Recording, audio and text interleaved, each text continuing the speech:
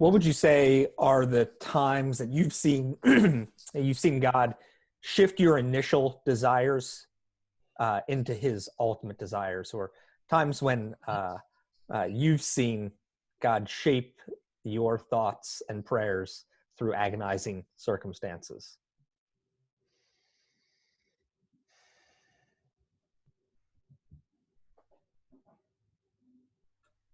I'll just say, go ahead, Kyle.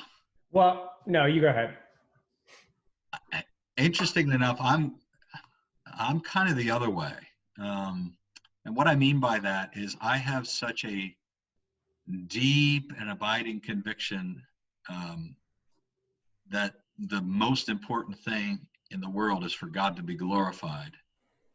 Is that sometimes I focus on that and I don't even ask Him for what I'd actually want or what I'd actually need. And that's an area that God's been, I feel like, dealing with me in the last number of years. The Scripture exhorts us to come and ask for what we need. It's different to demand God, I have to have this, but to not to be timid about asking for even big things, even things that I don't think He might not even give me.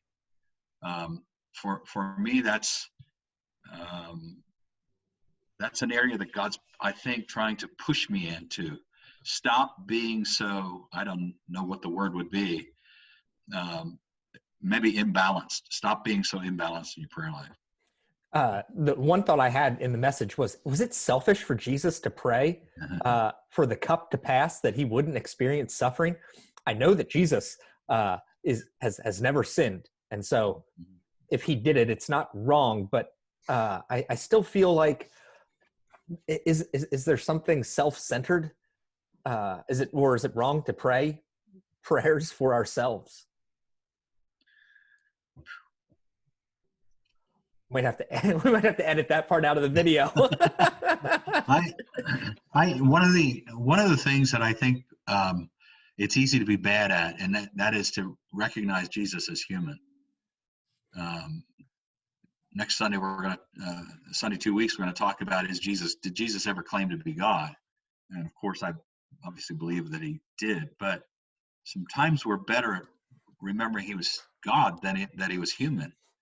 I mean, here's a guy who ate, he needed sleep, he got tired, he got impatient with His disciples, who always seemed to be dull. And I see the magnitude of Jesus' humanity coming out in that prayer. Yeah. Longing to avoid this if at all possible.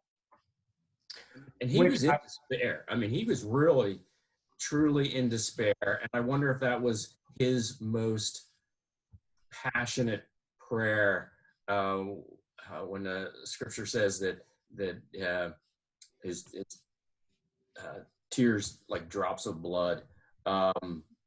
That is that's desperation, and I believe he was praying that.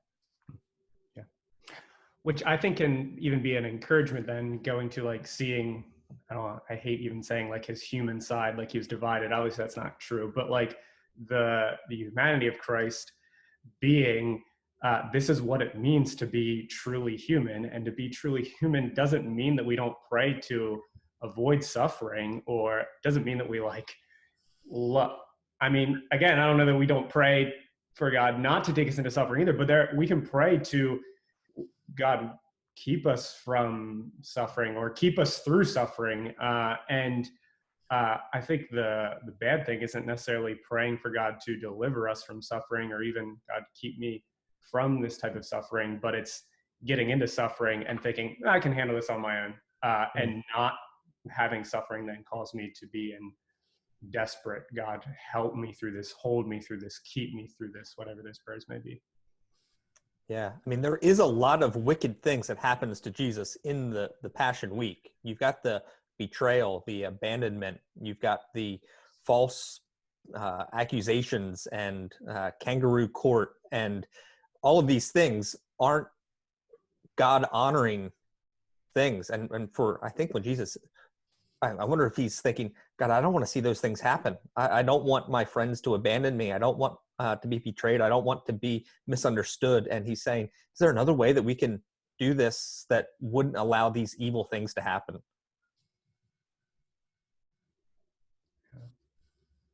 And I think the bottom line was, had he refused to go to the cross, since that was the Father's assignment to him, mission, that would have been sin.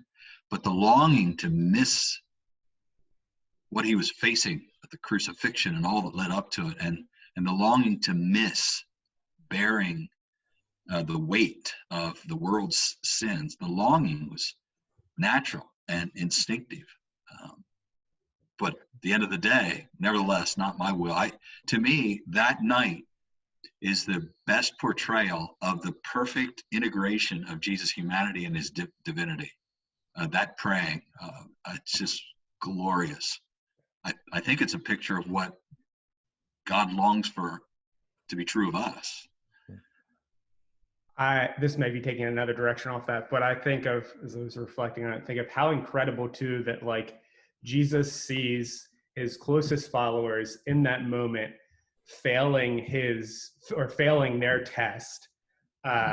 Meanwhile, he, like, if I was Jesus and they don't appreciate what I'm about to do, that's one more reason I shouldn't do this.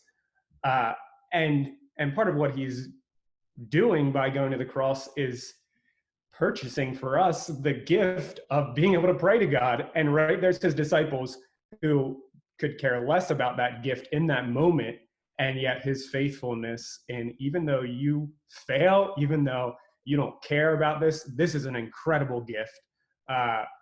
Obviously that's not the only reason, but part of what I'm going to do on the cross, purchase this gift where you can pray to God, come boldly before him. And I'm going to go because I know how great this gift is, even though you don't appreciate it in this moment. I think is, man, an incredible picture. That's good.